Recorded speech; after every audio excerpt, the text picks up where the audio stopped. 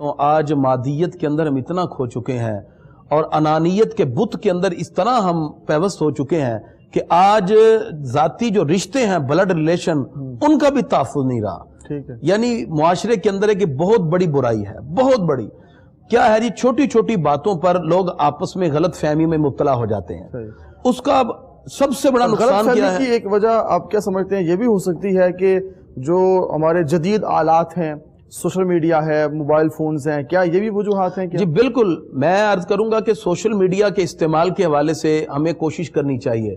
مثال کے طور پہ گھروں کے اندر بچے یہ استعمال کرتے ہیں, سوشل میڈیا میں پیرنٹس اور والدین کی ذمہ داری وہ اپنے بچے کا چیک اینڈ بیلنس رکھیں. اسی بات سے ہم سب آگے بڑھیں گے. میں ایک جیتا جاگتا واقعہ ماہ رمضان مبارک میں ایک خاتون مجھے بتا رہی تھی کہ ہم اب 8-10 بہن بھائی ہیں کہ جب ہماری والدہ نے ہم کو بلانا ہوتا وہ وائی فائی جو کنیکٹ ہے اس کو ڈسکنیکٹ کر دیتے, پھر ہم دوڑتے آتے یہ کس نے جو ہے نا اس کو ختم کر دیا ہے, ڈسکنیکٹ کس نے کیا ہے. وہاں پہ ماں کہتی ہے کہ اس لیے آپ کو بلانا چاہ رہی تھی, آپ کو بلاتی رہی, آپ نے سنا نہیں, میں نے وائی فائی جو ہے نیٹ اس کو ختم کیا تاکہ آپ میرے پاس آ جائیں. اندازہ لگائی یہ واقعہ راما صاحب وہ جس کے ساتھ ہوا ہے اس نے مجھے خود بتایا. حقیقت میں بالکل. اب دیکھیں نا, آپ اندازہ لگائیں کہ ہم سوشل میڈیا میں اتنے زیادہ جو ہے وہ پیوست ہو چکے ہیں کہ والدہ بلا رہی ہے, نہیں آ رہے, اور پھر جب وہ بند کر دی ہیں ڈسک پھر دوڑ کے آتے ہیں, اور لیکن دوڑ کے والدہ کے لیے نہیں آئے, وائی فائی آن کرنے کے لیے کہ ہمارا وائی فائی آن ہو جائے. تو یہ ایک بہت بڑا المیہ ہے اور اس سے بہت سا نقصان بھی ہوا.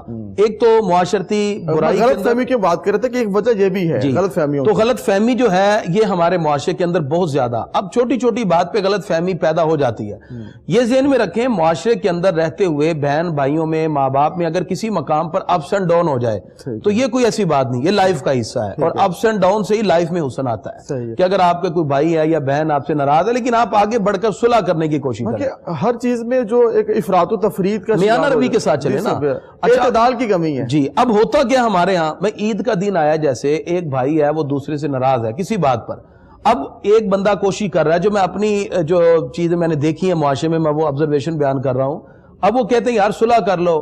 اب 2 بندوں کی صلح کرائی جا رہی ہے, تیسرا بندہ درمیان میں پھر کوئی نہ کوئی بات غلط پیدا کر رہا ہے. وہ بات بھول بھی گیا ہے, اسے فون کر کے گیا ابھی صلح نہیں کرنی, پچھلے سال اس نے پتہ یہ بات کہی تھی, وہ اس کو پھر زیادہ جو ہے نا وہ صلح کے معاملے کے اندر اور زیادہ غلط فہمی پیدا کر دی. لوگ کرنا بھی چاہتے ہیں لیکن جو بیچ میں آ جاتے ہیں درمیانی, وہ آ کے اس کے معاملات کو خراب کر دیتے ہیں. ایک تو ہمیں کوشش کرنی چاہیے کہ ہمیں آگے بڑھ کر صلح کرنی چاہیے. اگر کہیں انسان جھک بھی جائے, وہ سمجھتا ہے کہ غلط ہے, سامنے والا غلط ہے, وہ حق پر ہے, پھر بھی وہ جھک جائے, اور اللہ تعالیٰ جھکنے والے کو زمانے میں کامیابی اور سربلندی عطا فرماتا ہے. نبی کریم صلی اللہ تعالی علیہ وسلم نے صحابہ کرام کے سامنے جب ذکر کیا کہ میں نماز روزہ زکوٰۃ سے بڑھ کر تمہیں کوئی بات بتاؤں, صحابہ حیران ہوئے.